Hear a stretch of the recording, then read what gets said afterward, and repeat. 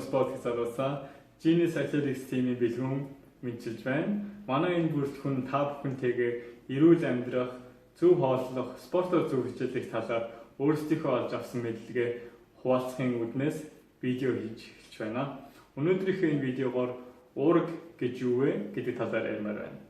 Уурга буюу протеин, амино хүчээс бүрдсэн макромолекул бөгөөд энэ нь хүний бие организмд маш их олон чухал үүргүүдийг гүйцэтгэдэг. Жишээгээр дурсахад DNA буюу генийг хуулбарлах, метаболит буюу нэг молекулыг нэг байраас нөгөө рүү зөөх гэж тус маш их цар хүрээтэй чухал үүргүүдийг уурга дандаа гүйцэтгэдэг. Өнөөдрийнхөө энэ видеогоор харин спортоор хичээлдэг хүмүүс яагаад уурга уудаг вэ гэдэг талаар ярмаар байна. Спортоор хичээлдэг хүмүүс булчин нөхөн сэргээх, булчингийн өсөлтийг сайжруулах, хурдлуулах гэсэн үүднээс уурга уудаг. Үүнийг ойлгохын тулд маш их амархан жишээ гэхэд барилга байхад тоосох хэрэгтэй байдаг шиг булчингаа өсгөх, булчингаа бий болгохын тулд уурга хэрэг болно гэсэн үг. Энийг би яагаад дурдах дуртай вэ гэвэл хэрвээ хүн хичнээн их спортоор хичээлээд гүүгээд байсан ч уургийнхаа дутагдлаа яваад байх юм бол тоосохгүй газар барилга баригдахгүйтэй адилхан булчин сэрхэхгүй өөрөө ялангуяа ядаргаанд орж болох мэдлээ гэсэн үг. Тэгэхээр хамгийн гол зүйл нь хоол, спортоор хичээлж явах үед хоол хүнсээ зөв тааруулах, уургийнхаа хэмжээг бага хэмжээгээр ч гэсэн тодорхой хэмжээгээр бодож байх хэрэгтэй гэсэн үг.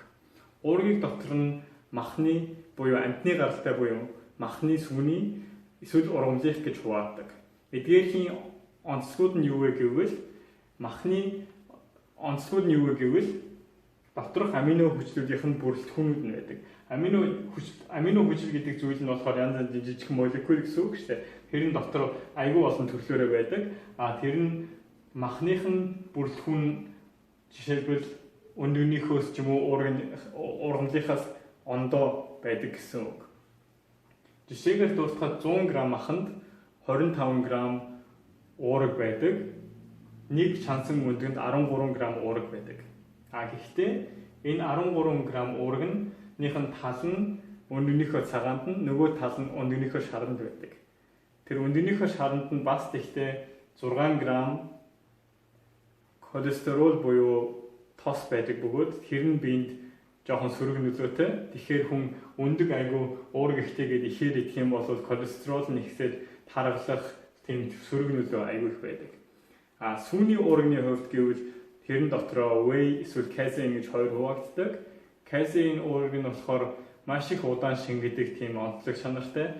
Whey уург нь болохоор эсрэгээрээ буюу маш их хурдан шингэдэг чанартай гэсэн үг. Тэгэхээр хүмүүс надаас асуудаг л та ямар уург нь яг хамгийн сайн юм бэ? Хэдийг уух хэрэгтэй юм бэ гэж асуудаг. Тэр бол их буруу бөгөөд буруу ойлголт л тоо. Энэ зөв асуулт нь юу вэ гэвэл ямар уургийг хэзээ уух нь хамгийн сайн нөлөөтэй вэ гэсэн тийм асуулт л та.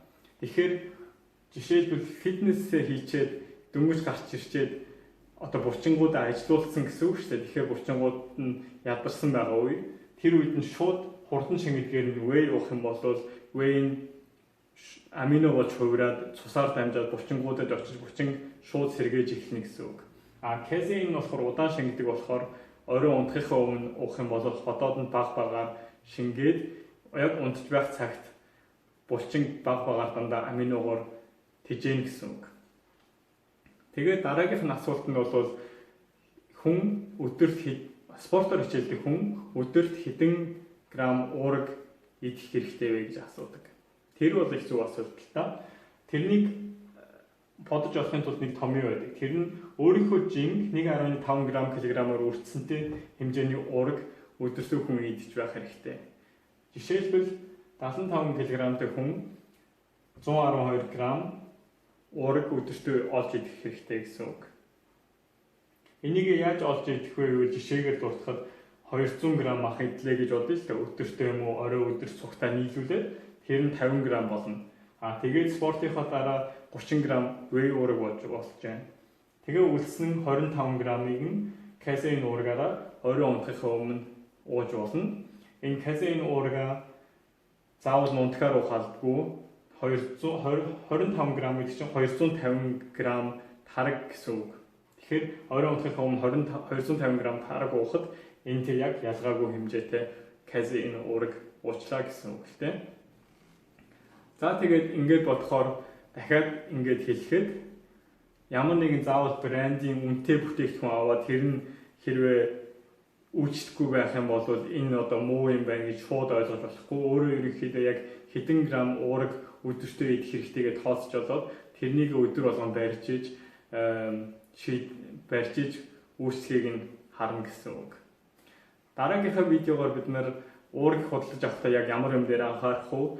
Уурагнаас гадна нүүрс ус гэж юу вэ гэдэг талаас өсвөлээд өшөө олон видеонууд хийх болно. Та бүхэнд амжилт хүсье.